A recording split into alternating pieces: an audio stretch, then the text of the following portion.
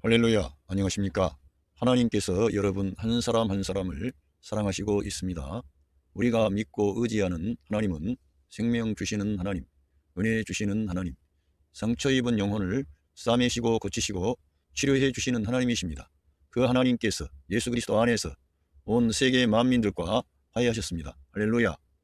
저는 오늘 창세기 에베소서 1장 4절로 10절 말씀, 창세 전에 그리스도 안에 선택과 예정, 이러한 제목으로 여러분들과 하나님의 말씀을 나누겠습니다.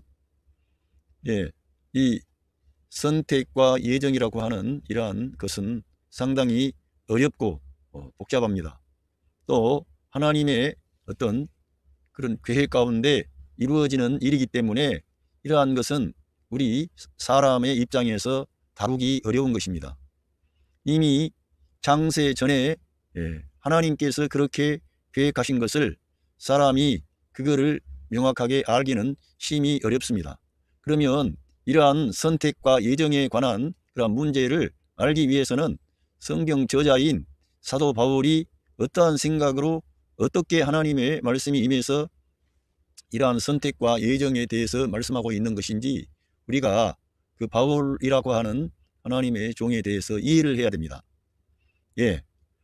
먼저 이 바울을 우리가 생각하면 사도 바울은 예수 그리스도의 은혜를 앞세우는 태도와 가치관을 가진 분입니다. 바울 사도의 모든 그 말씀 사역의 중심은 예수 그리스도의 은혜가 왕노릇하고 은혜가 모든 것의 주도권을 가지고 움직이는 것입니다. 그는 그의 그러한 태도나 가치관이 저절로 형성된 게 아니라 예수 그리스도의 은혜를 그는 깊이 경험한 그런 사람이었기 때문에 모든 그러한 그의 계시의 말씀의 중심에는 예수 그리스도의 은혜가 중심에 있고 앞에 있고 그 은혜로 인하여 하나님이 역사하는 것을 바울은 강조하는 사람이었습니다. 그래서 이 바울의 이러한 예수 그리스도의 은혜를 앞세우는 그러한 것을 이해할 때 이 성경에서 말씀하는 이 선택과 예정, 이러한 복잡하고 어려운 문제를 이해하기 쉽다는 겁니다. 예정과 선택의 어려운 문제를 논쟁으로 갈 것이 아니라 바울이 예수 그리스도의 은혜를 앞세우고 강조함을 이해하면 예수 그리스도 안에 예정과 선택을 다시 한번 깊이 생각할 수가 있습니다. 우리는 칼빈주의에서 하나님께서 영원 전에 어떤 사람은 생명으로 어떤 사람은 멸망으로 예정했다, 이러한 말을 들어왔습니다. 이런 것에 대한 반발을 가진 분들은 그것은 또 하나님께서 그런 어떤 알고 그런 하나님께 돌이킬 그러한 것들을 알고 예정을 했다, 또 이러한 말을 합니다. 그리고 칼빈의 그러한 그 이중 예정에 대해서 곱지 않게 생각하는 그러한 분들은 그것이 문제가 있다고 보는 것입니다. 저도 그러한 문제가 있다고 보는 사람 편에 있습니다. 그래서 저와 같은 사람도 이러한 어려운 문제를 어떻게 답변을 얻었느냐, 칼 바르트라고 하는 신학자가 그 칼빈의 이중 예정을 따라가지 않고 그는 그리스도를 말하기 시작한 겁니다. 그리스도를 모든 이러한 교리나 중요한 이슈가 되는 그러한 곳에 그리스도를 앞장 세우는 겁니다. 그런데 바르트의 그러한 생각이 맞다는 것입니다. 왜냐하면 여기에 오늘 말씀에도 이제 읽으면서 나누겠습니다만 예정이라고 하는 것은, 선택이라고 하는 것은 예수 그리스도 안에서 이루어진 겁니다. 그리고 우리가 거기에 참여하게 되면 모든 그리스도 안에 있는 그 풍성한 은혜와 복이 우리의 것이 됩니다. 그러나 그리스도를 떠나서 그리스도를 배제하고 그리스도 없이 이렇게 하게 되면 아무것도 없는 거죠. 우리가 이러한 것을 내다봐야 됩니다. 그래서 우리들은 어떤 교리를 앞세우기 전에 바울이라고 하는 하나님의 사람의 태도가 뭐냐, 그리스도 중심이라 이겁니다. 바울에게 있어서는 예수 그리스도 그 주님이 자기의 생명입니다. 자기의 머리가 되셨습니다. 모든 것에 모든 것이 되십니다. 자기는 그리스도를 얻기를 원했고, 그리스도를 얻기를 원한다면 지금까지 그렇게 중요하게 여겨왔던 모든 것을 배설물로 여길 정도로 그리스도에 대한 그런 뜨거운 그런 마음이 바울에게는 있었습니다. 그러니까 이러한 바울의 이런 태도, 가치관, 바울이 살아온 생애, 이러한 모든 것이 그리스도 중심이라는 거예요. 그리스도를 앞장세워. 특별히 바울은 다메섹에서 그 예수 그리스도를 믿는 하나님의 자녀들을 핍박하기 위해서 가는 도중에 그 주님이 찾아오셔서 이 바울의 마음을 강타하신 겁니다. 바울을 찾아오셔서 그의 마음을 어루만져 주시고 변화시켜 주시고 그의 어두운 눈을 밝혀 주시고 모든 것이 자기로부터 시작된 게 아니고 주님이 찾아오신 후에 주님이 그 바울 안에 임만을 하셔서 그 놀라운 일을 이루신 겁니다. 그래서 바울의 이 신학, 어떤 바울의 그 어떤 가치관, 바울의 정신세계 안에는 예수 그리스도가 그의 전부가 되신 거예요. 자기는 내려가는 거예요. 그러니까 이 바울의 이러한 것들을 이해를 하면 예정과 선택에 대한 문제도 그리스도 안에서의 선택이고 예정이구나, 이걸 알면 우리는 그러한 것에 대해서 호기심을 갖고 그러한 비밀을 캐내려고 하는 게 아니라 바울처럼 사모하는 우리 예수님, 사랑하는 우리 예수님, 영광 중에 계신 우리 예수님, 그 주님을 추구하게 되는 것입니다. 바울은 그래서 그리스도를 추구한 사람이지, 그리스도를 추구하다가 그러한 하나님의 그 만세 전에의 선택과 예정을 알게 된 거죠. 그리스도를 추구하지 않았다면 그건 알 길이 없는 것이었습니다. 그래서 우리가 이거 한번 읽어보겠습니다. 예수 그리스도와 올바른 관계를 맺은 사람은 예정과 선택에 포함되지만 예수 그리스도와 올바른 관계를 갖지 못한 사람은 예정과 선택에 포함되지 않을 수 있습니다. 그러니까 바울의 이런 이 말씀에 따르면 우리 예수님과 올바른 관계를 맺은 사람은 예정된 자요, 선택된 자요, 하나님의 아들이요, 상속자요, 공동상속자요, 그리스도와 함께 왕노릇 할 수 있는 그런 은혜를 받은 자지만 그렇지 않는 예수님과 올바른 관계가 맺어지질 않았습니다. 그런데 자기가 예정을 말해, 선택을 말해, 이거는 허상에 불과하다는 것입니다. 그러니까 더 예수님을, 이러한 진리를 우리가 알기 위해서라도 우리 예수님께 더 가까이 나가고 우리 예수님과 함께하는 것이 무엇인가를 우리가 알고 그리스도를 자기 안에 내재화하고 그리스도가 자기 안에서 증가와 확장을 가져올 수 있도록 늘 그리스도를 추구하는 사람이 되어야 될 줄로 믿습니다. 그래서 그러므로 그 예수 그리스도와의 생명의 연합 안에 위치를 정하면, 그러니까 예수 그리스도와의 생명의 연합입니다. 그러니까 말이 아니라 실제적으로 그리스도가 우리의 생명이 되시고 우리의 머리가 되시고 우리의 영적인 남편이 되시고 우리는 그리스도께 의존되어 있는 거죠. 그리스도께 연합되어 있는 것입니다. 그리스도를 떠나서 어떻게 우리가 예정되고 선택되고 구원받고 새 생명 얻고 그러한 게 없고, 예수 그리스도 안에서 이루어진 것을 하나님께서는 이렇게 바울을 통해서 계시한 겁니다. 그래서 이렇게 위치를 정하면 만세 전의 예정과 선택을 은혜의 선물로 받게 되는 것입니다. 그러니까 이 은혜, 그리스도, 이러한 것에 대한 초점을 맞춰야만이 성경 전체는 이렇게 계시의 말씀으로, 은혜의 말씀으로, 생명의 말씀으로 우리에게 전달이 되는 것입니다. 그리고 예수 그리스도와의 올바른 관계라고 하는 것은 자주 제가 말씀드리고 있습니다만, 올바른 관계는 뭐냐? 생명의 관계입니다. 그리스도로부터 나온 것만 교회가 되는 것입니다. 그러니까 올바른 관계라고 하는 것은 예수 그리스도의 십자가에 나의 옛사람이 연합되어 있고, 옛사람은 예수 그리스도의 십자가에 연합되어서 거기서 끝난 겁니다. 연합되어 있고 예수 그리스도의 부활에 거듭난 새 사람으로 연합되어 있는 것을 말씀하고, 이거는 존재 방식입니다. 상태를 말합니다. 우리는 이러한 상태로 우리 존재가, 옛사람은 끝나고 그리스도의 부활 안에서 새 사람으로, 새 생명으로 사는 우리의 신분, 존재 위치가 바뀌어진 거죠. 우리는 거듭난 하나님의 아들들이 된 것입니다. 이렇게 우리가 위치를 이렇게 정한다는 거예요. 그러한 방식으로.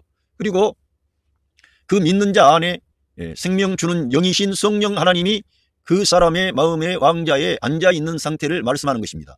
이런 사람이 지금 올바른 관계를 맺고 있고 그 올바른 관계를 주님과 유지하면서 이 땅을 살아가는 거예요. 가정생활, 직장생활, 교회생활, 또 학교생활, 여러분의 모든 삶이 예수 그리스도와의 연합 안에서 진행되어 나가는 거예요. 날마다. 그러니까 영의 사람, 말씀의 사람, 은혜가 왕노릇하는 사람, 이러한 사람들이 예수 그리스도와 올바른 관계를 맺고, 그리고 그 사람에게 그 예정과 선택이라고 하는 이러한 축복이 더 감사함으로, 그 은혜로 나타나게 되는 거죠. 이 지식으로 가서 그걸 따져요? 어떻게 따지고 우리가 알 수가 있어요? 알 길이 없는 거지요. 그리고 성경은 그렇게 어려운 문제를 우리에게 다 밝힌 게 아닙니다. 그런데 성경에서 추론을 해가지고, 추론을 하면 안 되고요, 늘 그리스도 중심해야 되는 겁니다. 칼 바르트라고 하는 신학자의 위대함은 그의 신학이 이 세계 역사의 어떠한 신학자보다 예수 그리스도를 모든 중심에 두었다는 거예요. 그래서 그의 신학은 그리스도 중심의 신학이라고 합니다. 모든 것을 그리스도 중심에 두었기 때문에 심지어는 성경도 그리스도 중심으로 봐야 되는 거예요. 성경 자체만을 가지고 그리스도를 보려고 하지 말고 십자가에서 우리를 위하여 죽으시고 3일 후에 부활하신 그 그리스도가 누군가를 알고 들어가면 성경의 모든 난제도 풀리고 해석이 되는 것입니다. 그런데 칼 바르트는 그러한 방식으로 성경을 볼 수 있는 지평을 열어준 그러한 사람이죠. 단순히 성경을 해석하는 그러한 정도가 아니고 그는 이 기독교 신학 체계에 아주 가장 중요한 것들을 제시한 거예요. 그래서 자유주의 신학자들의 모든 논리와 사상을 일거에 깨뜨려 버린 것이죠. 그만큼 그리스도 중심의 신학은 중요한데 바로 그러한 방식으로 성경을 읽어야만 하나님의 생명의 말씀, 은혜의 말씀, 진리의 말씀이 우리 사람들에게 전달이 된다는 것입니다. 예. 이렇게 말씀을 드렸고, 자, 성경에서는 우리 예수님께서 이러한 말씀하셨습니다.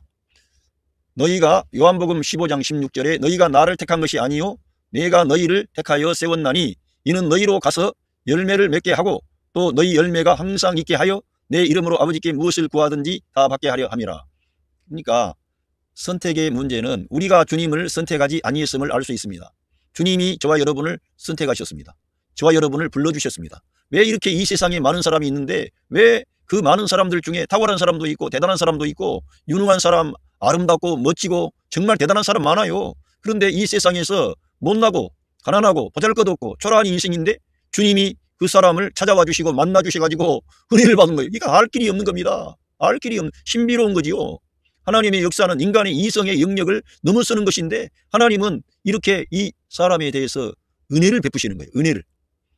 하나님께서 세상에 잘난 사람, 똑똑한 사람, 위대한 사람 그런 사람들만 데리고 하나님이 역사를 했으면은 세상과 똑같은데 하나님의 방식은 다르다 이거지. 세상에 천한 것들, 약한 것들, 못난 것들, 낮은 사람들 이런 사람들을 일으켜가지고 강한 자, 잘난 자, 많이 소유한 자 이런 사람을 부끄럽게 하시는 거예요. 예? 그러니까 하나님의 역사는 우리가 알 길이 없는 거예요. 하나님의 주권적인 역사라는 겁니다. 그런데 우리 주님께서 이런 주권적인 역사에 대해서 명쾌하게 밝혀주신 겁니다.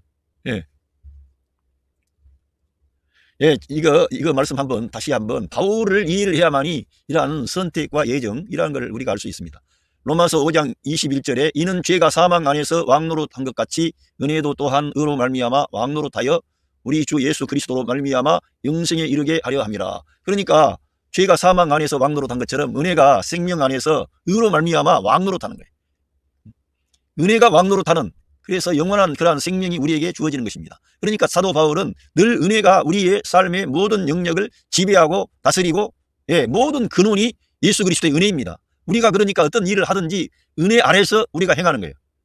주님의 은혜 아래서 행할 때 성령 하나님의 능력과 권능이 나타납니다. 그런데 바울은 바로 이러한 태도를 가지고 실제로 살았고 그러니까 이러한 계시의 말씀을 기록으로 남긴 거죠. 은혜가 왕노릇하는 거죠. 그러니까 이러한 것을 알아야 만세 전에 그리스도 예수 우리 주님 안에서 우리가 예정되고 선택된 것에 대한 눈이 떠지는 것이죠. 그리스도가 중요한 거예요. 그러니까 예수 그리스도. 바울은 이 유명한 말씀 고린도 전서 15장 10절 그러나 내가 나 된 것은 하나님의 은혜로 된 것이니, 바울이 이렇게 위대한 그리스도의 사도가 되고 하나님의 영광을 위해서 귀하게 쓰임받은 것은, 자기가 그렇게 된 것은 하나님의 은혜로 되었다는 거예요. 자기가 뭘 노력해서 자기가 힘썼어요. 고생 많이 했습니다. 매도 많이 맞았습니다. 그러나 그는 그러한 것은 다 현실이고 그 모든 근원, 원동력, 그 힘 주신 분, 소스 근원은 하나님의 은혜라고 하는 것입니다. 예수 그리스도의 은혜죠. 내게 주신 그의 은혜가 헛되지 아니하여, 그는 그러니까 은혜를 헛되이 받지 않는 거예요. 너무 그 은혜를 너무 귀하게 알게 된 거예요. 우리도 마찬가지예요. 우리도 모든 믿는 자들은 바울에게 주신 그 은혜를 다 받은 거예요. 다 하나님의 은혜를 받은 거예요. 하나님의 사랑을 받은 거예요. 그런데 바울은 그 은혜가 헛되지 않게 한 거예요. 어떻게 해요? 날마다 그리스도를 중심하는 거예요. 그리스도를 바라보는 거예요. 그리스도를 사모하는 거예요. 자기 안에 임마누엘 하신 성령님을 통해 사역하는 것은 다른 걸 사역하는 게 아니에요. 늘 그리스도를 사역하는 겁니다. 자기 자신 안에서부터 그리스도가 증가되고 확장되고 충만하고, 정말 내게 사는 것은 그리스도니 라고 말을 하는 것입니다. 말이 아닙니다. 실제로 그렇게 살았습니다. 그래서 그의 그런 메시지에는 그 그리스도의 그 사랑, 그 은혜를 너무나 소중하게 여기는 거예요. 저도 말은 이렇게 하지만 우리 예수 그리스도 우리 주님의 은혜를 그렇게 귀하게 대하지 못할 때가 많습니다. 회개해야 됩니다.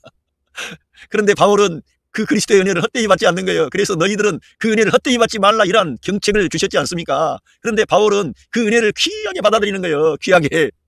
그래서 본 헤프라고 하는 그 신학자, 독일에 순교하신 신학자가 값싼 은혜를 말한 겁니다. 값싼 은혜, 값진 은혜를 말했는데, 그것은 이 그리스도의 은혜는 다 받았는데 대다수의 많은 그리스도인들이 값싼 은혜처럼 그렇게 대한다는 거예요. 너무나 고귀한 이 놀라운 그리스도의 은혜를 바울처럼 받아야 되는데 바울처럼 받지 않고 그냥 좀 받는 거예요. 그렇게 하면 안 된다는 거지요. 근데 바울은 그리스도의 은혜가 헛되지 아니하여 내가 모든 사도보다 더 많이 수고했어요. 더 많이 고생했습니다. 더 많은 모든 수고를 아끼지 않았습니다. 다른 사람들은 자기 부인 데리고 다니고 그렇게 복음 전했어요. 그리고 유대인들에게 칭찬받았습니다. 환영받았습니다. 바울은 유대인들에게는 유대인들에게 미움받고 이방인들에게는 이방인에게 미움받고 결혼도 하지 않고 정처가 없고 굶주리기도 너무 많이 하고 매는 말로 다 할 수 없을 만큼 맞았고요. 40에 감한 매를 5번 맞았으니 여러분 40에 감한 매는 알다시피 40대를 때리면 죽는다고 생각하고 39대를 때린 거랍니다.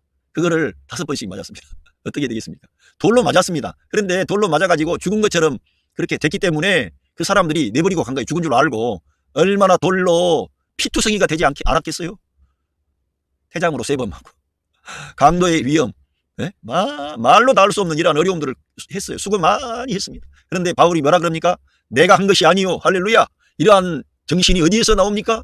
우리 예수님을 내재화하고 우리 예수님의 생명을 살아낸 바울에게서 나온 거예요. 하나님의 사람, 성령의 사람, 말씀의 사람, 의리의 사람, 그 사람에게서 이해 나온 거예요. 그렇게 자기가 아니라는 거예요. 자기가 그렇게 많이 수고했지만 내가 아니요, 내가 한 것이 아니요, 나와 함께 하신 하나님의 은혜로다. 이러한 바울의 이러한 은혜를 앞세우는, 은혜가 왕노릇하는 그런 삶을 실제로 이 바울은 살았다는 것입니다. 그래서 바울 서신을 이해하려면 이 바울이라는 사람을 알아야 되는 거예요. 말이 아니요, 이는 그리스도의 생명을 살아낸 사람이요. 제가 그래서 늘 강조하는 것은 바울이 받은 계시가 surpassingly greater revelations, 모든 것을 능가하는 위대한 계시가 바울에게 임했는데 그 바울이 받은 계시는 짠하고 어느 날 하나님께서 보여주셔가지고 그런 너 이걸 써라 그래가지고 그런 게 아니고요. 자기가 예수 그리스도의 십자가에 죽음 안에 참여했다니까.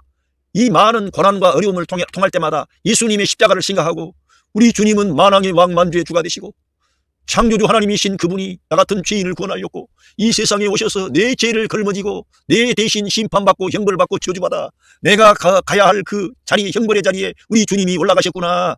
이거를 바울은 생각할 때마다 자기의 모든 것은 내려가 버리는 거예요. 자기의 고난은 작아져 버리는 거예요. 그래서 그는 그 은혜를 붙잡고 사역을 할 때마다 주님만을 바라보고 이 말씀 사역에 임했던 것입니다. 그래서 하나님께서 예수 그리스도의 십자가의 계시의 말씀을 그에게 나타내신 것입니다. 그에게 예수 그리스도의 부활 생명의 능력을 그에게 기록을 통해 나타내게 하신 것입니다. 그래서 이렇게 내가 한 게 아니고 나와 함께 하신 하나님의 은혜라고 하는 것이고, 그래 너희가 성령을 따라 행하면 생명과 평안, 육신을 따라가면 죽음이다, 이런 말씀을 할 수 있는 거죠. 계시의 말씀을 통해서 그걸 기록한 겁니다. 고난을 통해서 그리스도의 고난에 참여한 사람이죠. 이렇게 놀라운 계시의 말씀을 바울이 받았는데 바울을 알아야 바울의 이 계시의 말씀을 알 수 있다는 것입니다. 예, 이렇게 바울이 왜 이렇게 했는지를 우리가 이해를 해야 될 줄로 믿습니다. 자, 그러면 이제 에베소서 여기 와서 1장 4절부터 읽어보겠습니다. 곧 창세 전에 그리스도 안에서 우리를 택하사 우리로 사랑 안에서 그 앞에 거룩하고 흠이 없게 하시려고. 그러니까 창세 전에 그리스도 안에서 우리를 택하셨는데 우리는 존재하지도 않았는데 어떻게 사도 바울을 통해서 이러한 말씀을 계시의 말씀으로 기록을 했습니까? 그리스도가 중요하다는 거예요. 그러니까 칼 바르토 같은 신학자의 말이 타당하고 맞는 것이 우리 그리스도 안에서 우리가 그리스도 안에 참여한 자는 바로 선택된 자입니다. 그러니까 그리스도와 연합한 자가 선택받은 자고 그리스도와 연합되지 않는 자는 선택받지 못한 거지. 그러니까 선택과 예정의 문제를 이 성경을 그대로 보고 정말 그 위대한 신학자의 말에 따르면 그리스도 안에서의 선택이라는 거예요. 우리는 철저히 우리는 존재하지도 않았는데 어떻게 선택이 됩니까? 하나님께서 그리스도 안에서 이러한 하나님의 계획과 경륜을 다 예정하시고 그렇게 작정하시고 그 그리스도와 연합된 그 사람들은 선택받은 하나님의 아들들이며 하나님의 영광과 그 명예를 대표하는 그런 사람들로 하나님께서 일으키려고 계획하신 것이죠. 그런데 바울 사도 시대에 그게 이루어져 가지고 바울에게 그러한 것이 나타난 거예요. 그래서 바울이 자기가 이렇게 그리스도를 바라보니까 알고 보니까 하나님께서 만세 전에 그리스도 안에서 우리같이 연약한 이생들을 사람들을 택하셔서 그리스도 안에서 거룩한 자들로, 흠이 없는 자들로 우리가 어떻게 거룩합니까? 흠이 없습니까? 연약한 인생들이며 문제 많은 인생이고 죄와 허물로 인하여 죽을 수밖에 없는 자들인데 사랑 안에서 거룩하고 흠이 없게 하시려는 하나님의 계획을 밝히는 겁니다. 그러니까 예수 그리스도를 알아야 이러한 계시가 전달이 되는 것이고, 이러한 성경 구절을 볼 때 우리 하나님 아버지께서는 모든 것을 그분의 어떤 뜻과 계획과 목표를 가지고 하나님이 지금도 일하시고 역사한다는 것을 봐야만이 우리 하나님의 뜻을 구하는 사람이 됩니다. 그렇지 아니하면 이런 거를 중요하게 여기지 않으면 종교로 가는 거지 뭐. 하나님이 나를 위해 존재하는 거예요. 나에게 복을 달라 이거지. 내 인생의 문제 해결해 달라 이거예요. 그런데 사도 바울의 서신에는 그런 게 있습니까? 없습니까? 없지요. 그리스도가 우리 안에 증가되고 확장되고 그리스도의 생명이 우리 안에 나타날 때 이 세상에 빛이 가득하고 생명이 가득하고 은혜와 축복이 주어지는 것 아닙니까? 그래서 바울은 개인적인 인간적인 그런 것들을 추구한 사람이 아니고 그리스도를 추구했기 때문에 그리스도 안에서 우리가 거룩하고 흠이 없는 하나님의 아들들로 하나님께서 예정했다는 것입니다. 작정했다는 것입니다. 그러니까 예수님 안에 거하시기를 바랍니다. 예수님의 생명의 연합 안에 거하셔가지고 예수님 안에 사시면 이러한 하나님의 예정과 선택에 관한 계시가 여러분과 저에게도 열리게 되고, 와, 하나님은 놀라운 분이구나. 하나님께서는 우리 예수님 안에서 이러한 계획을 가졌는데 내가 여기에 포함되다니. 할렐루야. 모든 일을 감수할 수 있는 거예요. 오늘 저와 여러분이 가난하거나 병들었거나 뭐 어떤 집안에 문제가 있거나 간에 이러한 말씀을 보면은, 와, 나를 이러한 어려움과 고난 가운데서 나를 바꾸시려고 하는구나. 나를 새롭게 하시기 위하여 이러한 문제가 발생했네. 이러면서 쉬워지는 거예요. 예. 그 기쁘신 뜻대로 우리를 예정하사 예수 그리스도로 말미암아 자기의 아들들이 되게 하셨으니, 하나님이 예수 그리스도로 말미암아 자기 아들들을 우리를 삼으시겠다는 거예요. 아들들을 되게 하셨다는 거예요. 그것도 기쁘신 뜻대로 우리를 예정하신 거예요. 그러니까 우리 사람이 참 중요한데, 이 사람이 그리스도와 연합하면은 그 사람은 정말 복된 사람이고 하나님의 아들이 되고 하나님의 상속자가 되고 하나님의 영광과 명예를 대표하는 존귀한 자가 됩니다. 그런데 예수 그리스도와 관계하지 아니하면 우리가 어떻게 하나님의 아들이 됩니까? 죄인들인데, 피조물에 불과한데 어떻게 우리가 하나님의 아들이 되겠습니까? 그러니까 예수 그리스도와의 올바른 관계라고 하는 것이 어마어마하게 중요하다는 거예요. 그래야만이 하나님의 모든 약속이 예수 그리스도 안에서 예스가 되는 것입니다. 예가 되는 거지, 예수 그리스도 밖에 가면 하나님의 예스가 없어요. 하나님의 약속이 없습니다. 하나님의 은혜와 긍휼과 축복이 거기에는 없습니다. 예, 그래서 우리들은 이 예수 그리스도로 말미암아 예수 그리스도 안에서 모든 것이 되어진다는 것을 내다봐야 됩니다. 그래서 바울 서신의 중요한 강조점은 그리스도 안에서, 그리스도와 함께, 그리스도를 통하여, 그리스도를 위하여, 그리스도에 의하여, 할렐루야, 이렇게 되는 거예요. 예, 모든 게 예수 그리스도를 통해서 하나님이 역사하는 거예요. 자기 아들들이 되게 하시는 거예요. 그래서요, 우리 예수님께서 이러한 말씀을 요한복음에 하시면서 요한복음 20장 17절에 예수께서 이르시되 나를 붙들지 말라. 내가 아직 아버지께 올라가지 아니하였노라. 너는 내 형제들에게 가서 이르되 내가 내 아버지 곧 너희 아버지, 내 하나님 곧 너희 하나님께로 올라간다 하라 하시니. 그러니까 우리 예수님께서 우리들을 형제라고 부른 거예요. 제자들을. 마리아에게 나타나셨는데 마리아에게 너는 내 형제들에게 가서 이르라 그랬어요. 내 형제들이 예수님 제자들인데 형제라고 이제 부르신 거예요. 예? 주님께서 부활하시기 전에는 형제라고 부른 적이 없는 것 같아요. 그런데 부활하시자마자 제자들을 형제라고 부르신 거예요. 진짜. 예. 그런 것처럼 저와 여러분에게도 그 말도 안 되는 것 같지만은 저와 여러분에게도 형제라고 부른 거예요. 예. 하나님의 아들이 되었으니까 저와 여러분이 예수 그리스도로 말미암아. 놀라운 겁니다. 진짜. 저와 여러분이 이러한 은혜와 복을 받았다는 것을 내다보시고 하늘에 속한 모든 영적인 복을 다 주시려고 우리를 불러내시고 선택하셨는데, 우리가 이러한 하나님의 뜻과 계획을 보면 우리 삶에 어떠한 환난과 시험이 와도 좌절할 수가 없는 거지. 우리는 더욱더 이 풍랑 인하여 더 빨리 갑니다. 예. 히브리서 2장 11절부터 보면은 이러한 말씀이 있습니다. 거룩하게 하시는 이와 거룩하게 함을 입은 자들이 다 한 근원에서 난지라. 그러니까 거룩하게 하시는 분은 누구예요? 하나님이시죠. 거룩하게 하시는 분이 하나님이시지 우리가 거룩하게 하는 존재입니까? 하나님이 거룩하신 분이고 그분이 거룩하게 하시는 분이에요. 그런데 그 거룩하게 하시는 이와 거룩하게 함을 입은 자들이 다 한 근원에서 난지라. 그러므로 형제라 부르시기를 부끄러워하지 아니하시고. 예수 그리스도는 하나님의 형상이라는 말씀이 있습니다. 우리 하나님은 예수 그리스도가 하나님의 본체의 형상이시라는 거예요. 예? 그만큼 그리스도는 하나님이세요.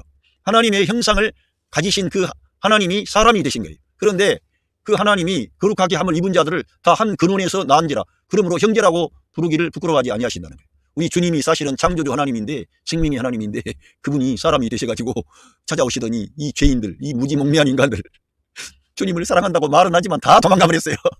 다 자기 살 길 찾아서 다 도망갔어요. 그런데 그 사람들 찾아오셔가지고 그 사람들에게 형제라고 부르시는 거예요. 형제라고, 내 형제들에게 가라. 얼마나 놀랍습니까? 얼마나 존귀하신 우리 주님이십니까? 사랑과 은혜와 빛이 가득한 우리 주님.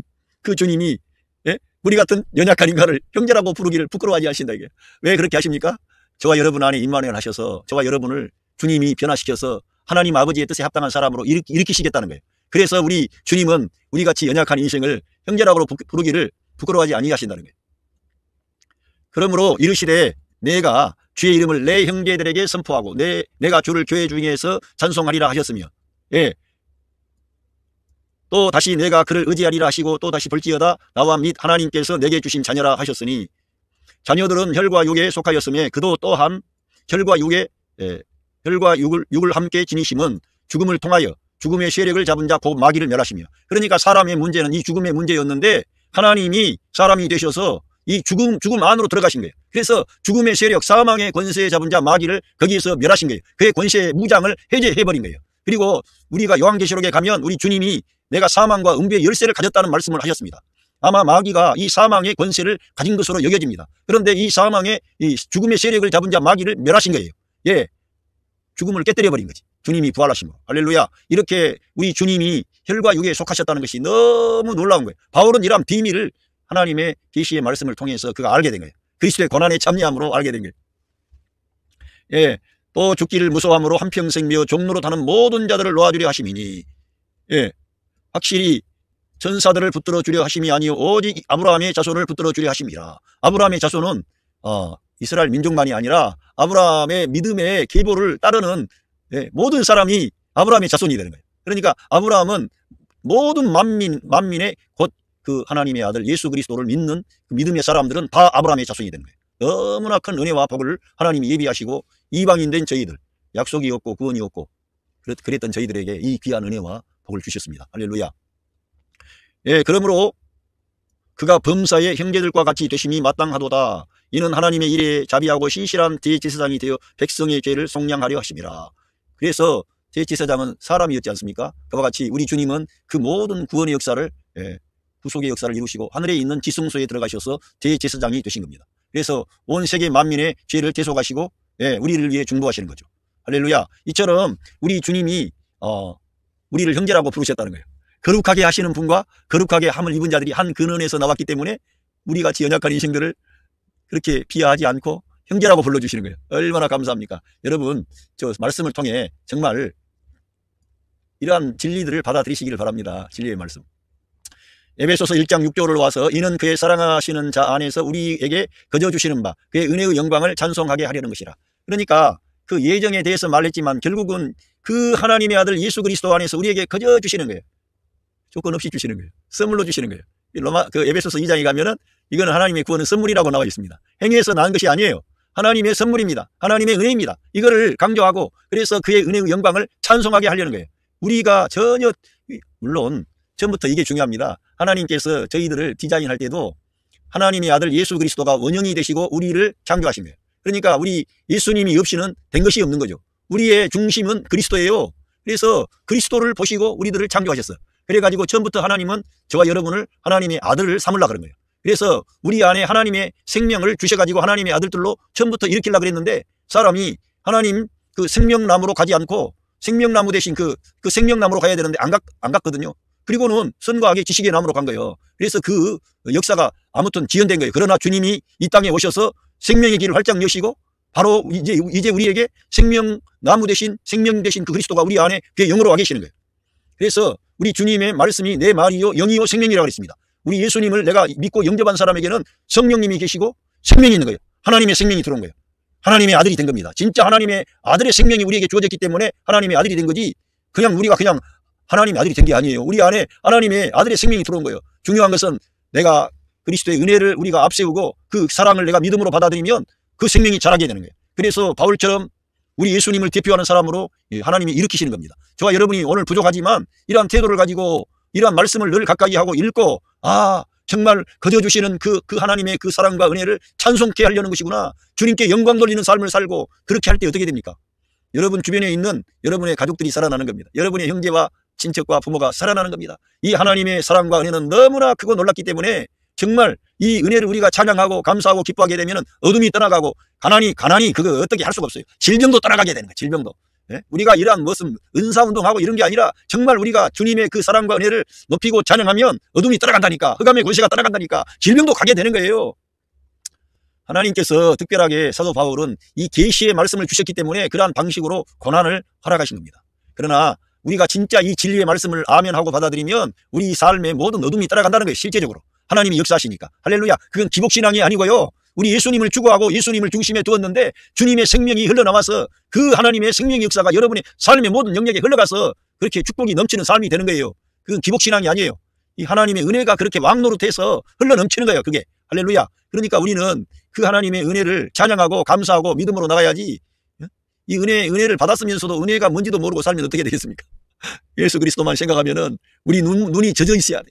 그 주님을 생각하면. 그런데 내가 어려움을 당하지 않으면은 그 주님의 고난이 떠오르질 않아. 그러니까 어떤 때는 하나님께서 우리 믿는 하나님 자녀들에게 예수 그리스도의 고난, 그 은혜를 네가 좀 생각 좀 해라 이 사람아.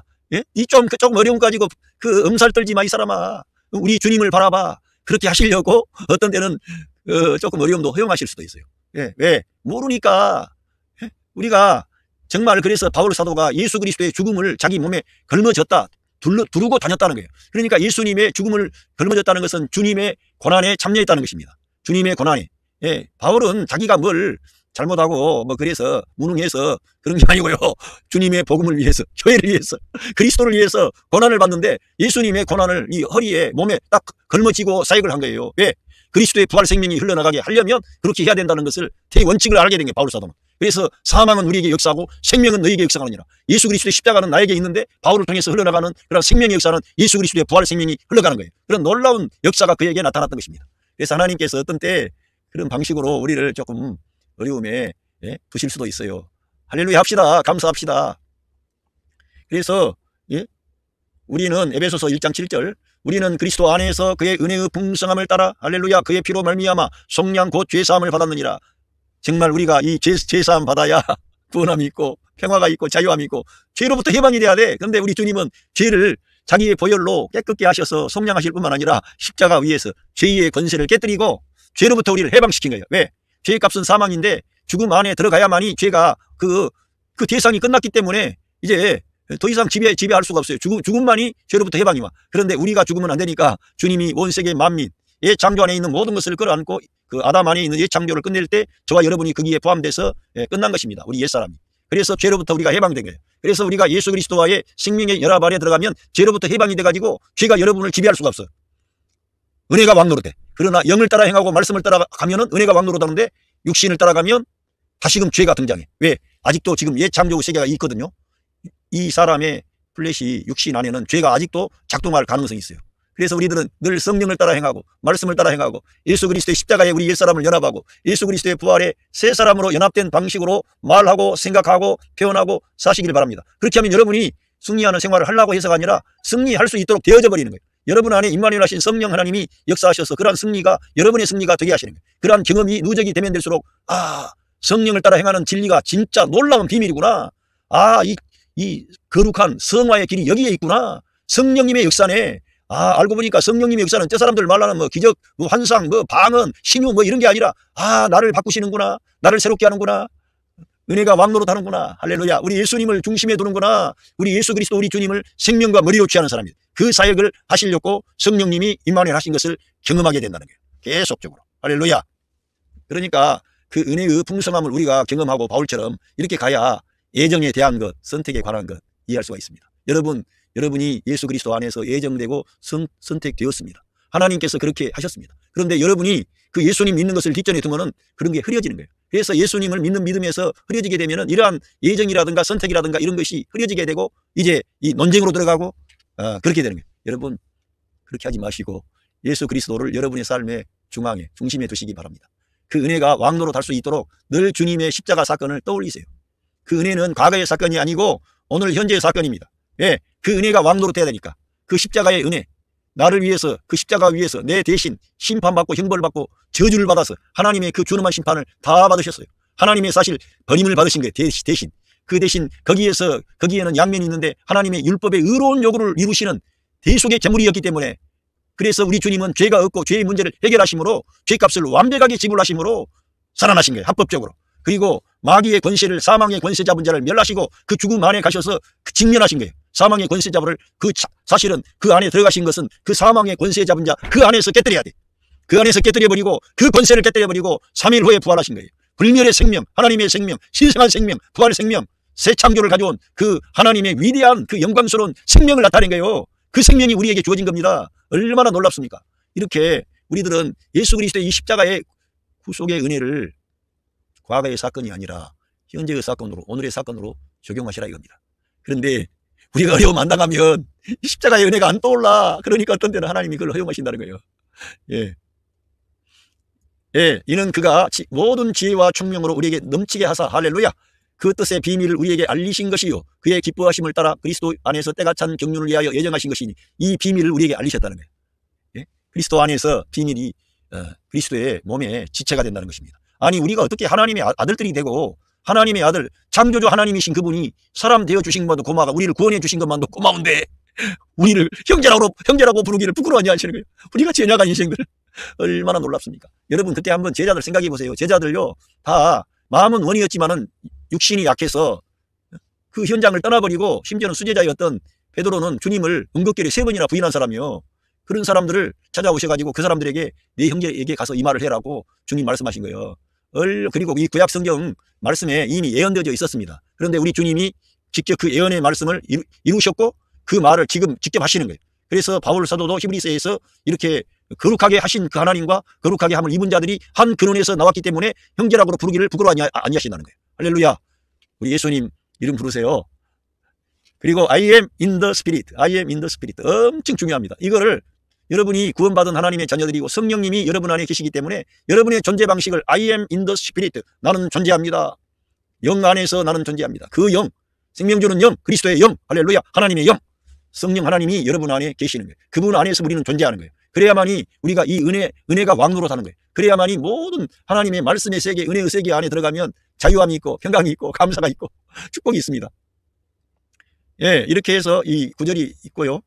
하늘에 있는 것이나 땅에 있는 것이 다 통일되게 하려 하심이라 이렇게 기록되어져 있습니다. 근데 이 말씀이 좀 그래서 제가 표준세 번역을 읽어드리겠습니다. 하나님의 경륜은 때가 차면 땅에 있는 모든 것을 그리스도 안에서 그분을 머리로 하여 통일시키는 것입니다. 그러니까 하늘과 땅에 있는 모든 것이 그리스도 안에서 통일돼 가지고 우리는 사실 땅에 있지 않습니까? 흙으로 지음 받았어요.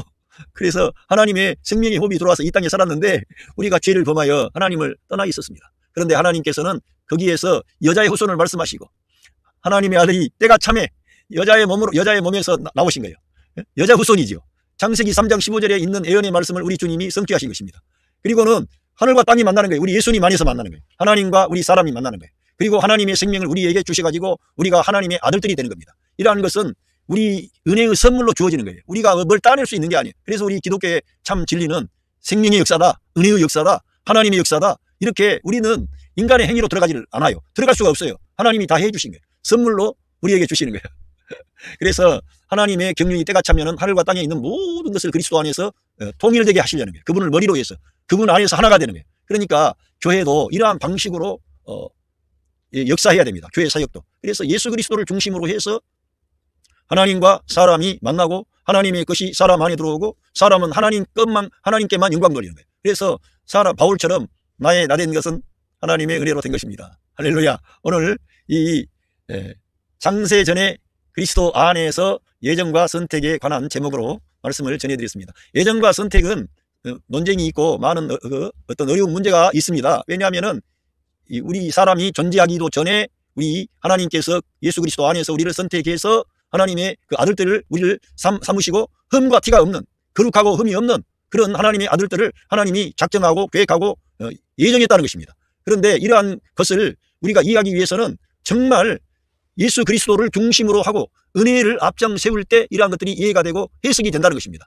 그러니까 예수님과 올바른 관계를 맺는 그러한 것이 예정이요 선택입니다. 예수 그리스도를 내가 잘 믿어야 돼. 그러니까 늘 우리 주님을 의지하고 믿음으로 사시기를 바랍니다. 그러니까 우리 믿는 하나님의 자녀들은 믿음의 분량에 있어서 됐다고 할 수 있는 사람은 아무도 없는 거지요. 계속 우리 주님을 죽어야 되고 주님을 의지해야 되니까. 우리들은 형편이 좀 나아지면은 하나님을 의지하지 않고 말씀을 뒷전에 두고 내 생각, 내 관점, 내 가치관, 내 태도가 나올 수 있어요. 그런데 환난과 시험과 어려움이 오면은 주님을 의지하게 되는 거예요. 그것은 이스라엘 민족의 역사가 우리에게 말해주는 것입니다. 사사기 봐보세요. 하나님의 은혜가 오고 평강이 오고 축복이 오면 그냥 어느 순간 또다시 느슨해져 가지고 하나님을 떠나고 우상 숭배하고 말씀을 떠나고 이렇게 하다가 또 하나님이 그들을 징계하시면 어려움 당하면 하나님 잘못했습니다.